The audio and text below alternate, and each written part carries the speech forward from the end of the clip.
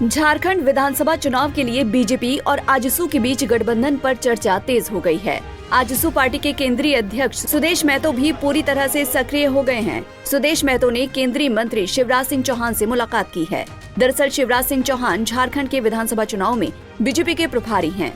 इसीलिए सुदेश महतो ने शिवराज सिंह चौहान से मुलाकात कर गठबंधन को अंतिम रूप देने पर चर्चा की है। सुदेश महतो ने सोशल मीडिया पर इस मुलाकात के मुद्दे को लेकर अपना पक्ष रखा है। उन्होंने कहा कि गठबंधन को लेकर शिवराज सिंह चौहान से चर्चा हुई है।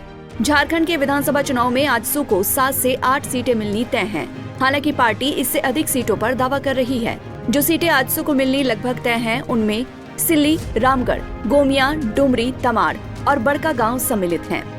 वहीं कुछ ऐसी सीटें हैं जिन पर जीत हो सकती है। इनमें लोहरदगा, हुसैनाबाद, चंदन क्यारी, ईचागढ़, मांडू आदि प्रमुख हैं। आजसू पार्टी इन सीटों पर लगातार तैयारी कर रही है। पिछले विधानसभा चुनाव में लोहरदगा सीट को लेकर ही बीजेपी के साथ आजसू की सहमति नहीं बन पाई थी और पिछले चुनाव में अंतिम समय में सीटों पर तालमेल नहीं हो पाया था। इसका नुकसान बीजेपी और आजसू को उठाना पड़ा था। इसीलिए इस बार लोकसभा चुनाव में आजसू के साथ बीजेपी ने गठबंधन फिर से कायम किया और आगे भी विधानसभा चुनाव में ये गठबंधन कायम रहेगा।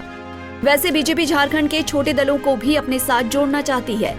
इस क्रम में झारखंडी भाषा खतियान संघर्ष समिति के प्रमुख जयराम महतो को बीजेपी ने ऑफर भी दिया है। जयराम महतो के नेतृत्व वाली पार्टी ने हाल ही में संपन्न लोकसभा चुनाव में ठीक-ठाक वोट हासिल किया है।